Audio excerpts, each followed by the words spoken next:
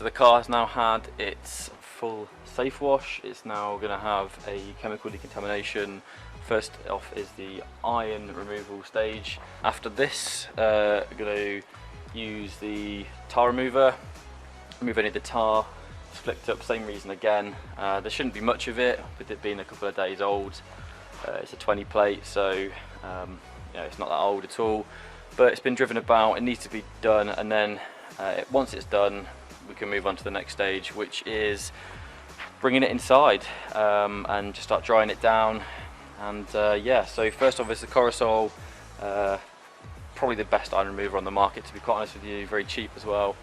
And then tar remover is Autosmart's Hardest, again super duper cheap and super effective as well. So let's get it chemically decontaminated. If it needs it, which I doubt it will have a clay bar stage as well, but again, with it being new, you don't tend to clay bar new cars unless it really needs it, because clay bars are very minor abrasive, and you'll be putting your own defects in there, which doesn't help the situation at all, because we're just going to make more work for ourselves. If we don't need to do it, we won't do it. So let's get on to chemically decontaminate. By the way, the sun, it's nice. Just can you go away for the next couple of hours whilst I just clean the car? You're not helping, to be honest. But yeah, I'm gonna crack on.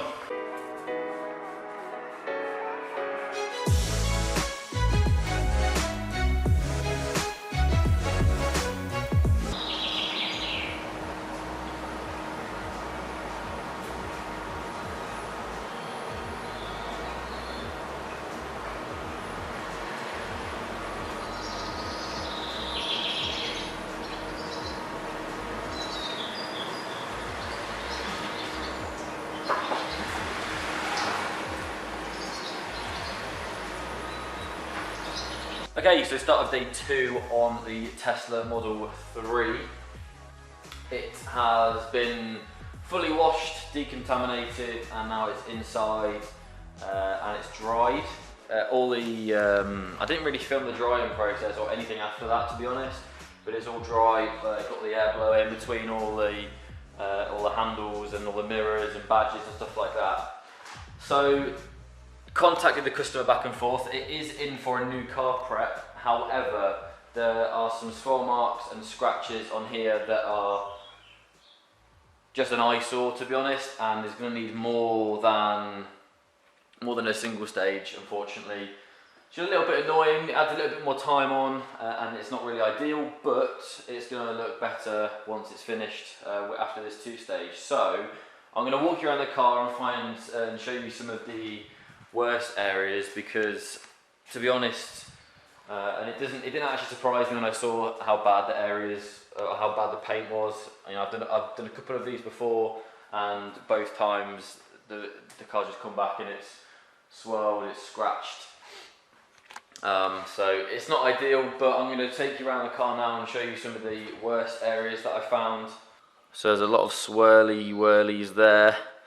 The camera is pretty rubbish at focusing on the paint, but you can see all that movement in the light, and this is one of the better panels. This is the boot lid. That's just a crazy amount of swirl marks there. This is probably one of the most affected areas, to be honest. They're just super bad here. I did actually find a bird bomb etching as well, just there, just above the light. Whether or not they were dry wiping or something like that and tried to get rid of it.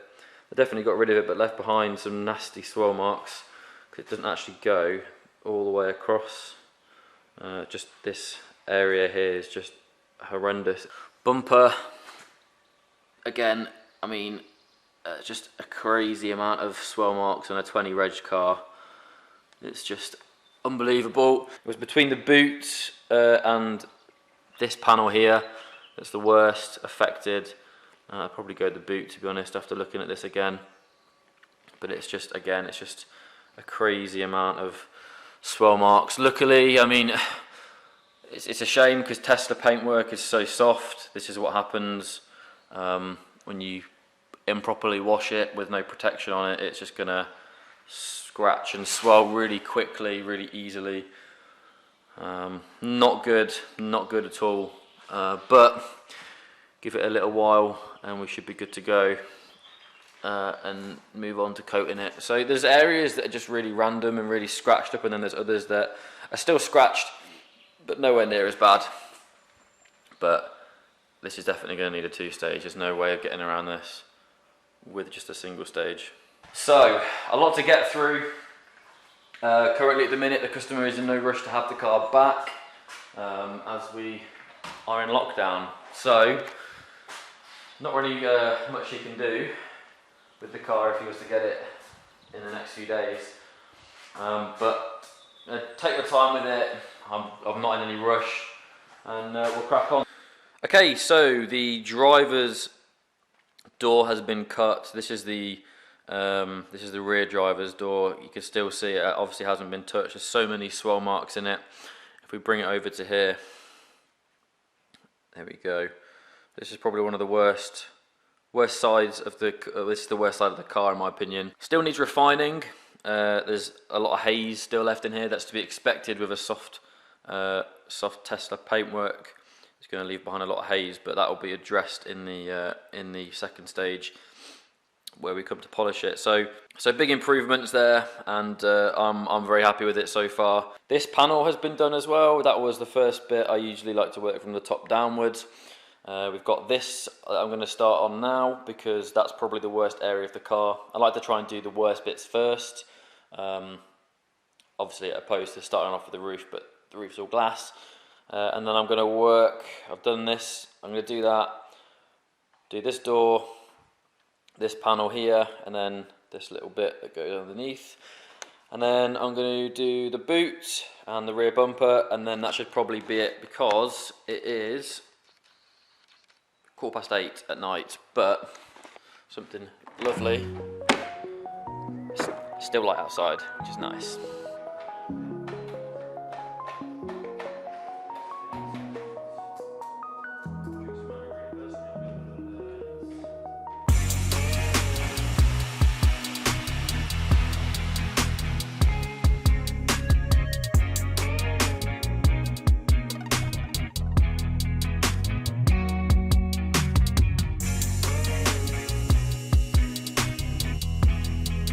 So 5-inch just nicely up here. This area, this sort of half of the boot was a lot more scratched and swirled, so that took a couple of hits, but we got that looking good. And then just coming down here as well, just where you see the light sort of dip, a 5-inch wouldn't sit in there comfortably at all. It won't be cutting anything. So 3-inch, just a nice little lip, and 3-inch sat nicely in there, just to neaten up the and where the 3 and the 5 touched, neaten up very nicely in there. And then just a 3-inch just up here, just to clean up all those swell marks as well. It's going to be it for today now, but I've still got this to do and this to do as well, which is going to be fun. So left to do in the next couple of days is this whole left hand side. I've got the bumper to do, and also I've got the front and the bumper to do as well. So I say we're probably about a third of the way through cutting, maybe a little bit more. We've got this whole side cut now, so we're on good time. We're on a good track. Okay, so end of day 3 now on the Model 3. And the cutting on the car is now complete. The time is 11 PM and I've just finished. The unit's been swept and cleaned, ready for tomorrow for refining. And then hopefully by day 5 we should have the coatings on the car. A few areas that I do want to address tomorrow before I start refining. There were a couple of areas that I wasn't particularly happy with. But I find that it's best to get the bulk of it done, and then any issues just sort of like point them out on the car with either like a piece of tape, figure out or find the areas that are giving you problems and just address them at the end. So there's a couple that I still want to have a look at and see if I can do anything with, but overall I'm happy with the results of the cutting stage ready for refining. As for the products that I used, I used Menzerna 400 on a Maguire's microfiber pad to cut. And for refining, I might use Sonax Perfect Finish, or I might try Maguire's 205. I've tried it a couple of times before. Seems to work well, so I'll give that a go. But a very short update for today. I mean, the past couple of days have been just blitzing through cutting. There's not really much to show, not really much to talk about.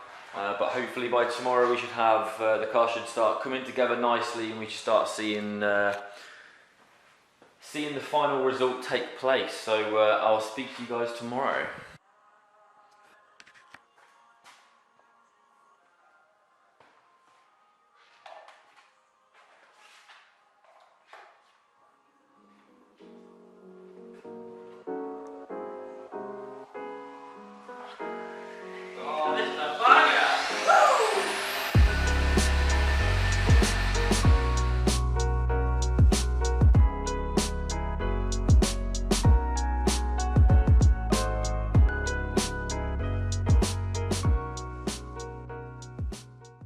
Okay, so the door's polished, and residue control is really important at this point. You don't want to be picking up any powder or anything from the pads that's been left on here in your microfiber when you're buffing off the polish, because then you just be putting more scratches in the paint and you have to do the whole process all over again. And imagine doing that for the whole car. You just spent 2 days compounding it, another day polishing it. You've got to go back to square one again, so it's not ideal.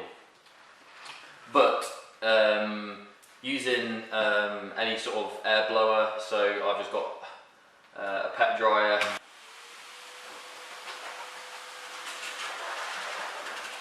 Blow off all the powder and then remove the tape, because you don't want to be getting any tape residue caught in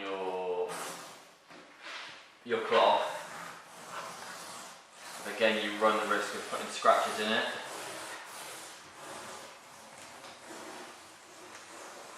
I don't need to reuse this, but if you do need to reuse it, keep it off a bit nicer. And then you don't have to press down too hard, because the polish actually comes off quite effortlessly anyway.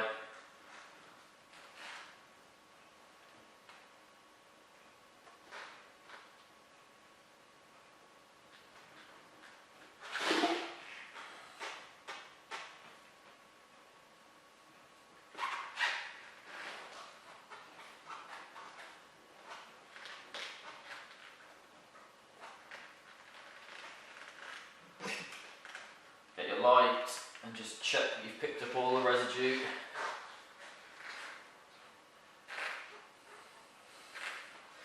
And then you should be left with a defect-free and haze-free finish. If you see any hazing, you might need to change a couple of things up in your combination. The pad, the polish, how much polish you're using, the speed of the polisher. There we go, left with a defect-free door. So just got the driver's door left and the driver's wing left to do. Reset the unit, tidy it up, mop it up, and we should be ready for coatings tomorrow.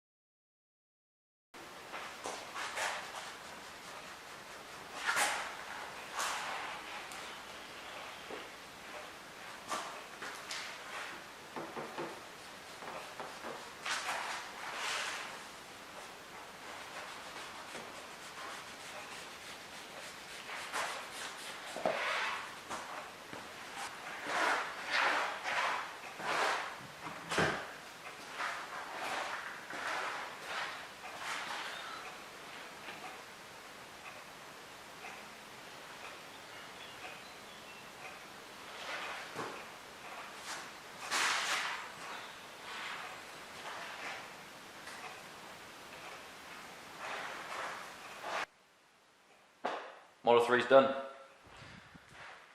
It's been a long one, 6 days on it. Yesterday was the longest I'd spent on it. I didn't leave here, didn't start here till about 6 PM and finished at about 2 AM. So it was a long one yesterday, just to try and get it done, ready for collection for today. It has received our 2-stage paint correction. It's a 20 reg Model 3, but unfortunately there was too many scratches and defects in for the new car prep to cover, so we need something a bit more aggressive to remove those, but that's all been complete now. It's received a multi-layer G-Technic Crystal Serum Light and Exo ceramic on the paintwork, 3 to 5 years protection on that, so a long time for it to get dirty and be protected. Maintenance wise on it, it's so easy to wash. It's got hydrophobic properties, so the water just beads off, dirt doesn't stick to it. It's had the glass coating as well. This whole roof is glass, side windows and the front window. Front windows received 3 layers of glass coating, just as it's the front of the car, high impact. And the wheel faces were coated too. They've got 12 months plus durability on them. Again, maintenance wise, so easy to wash, no harsh chemicals needed for those.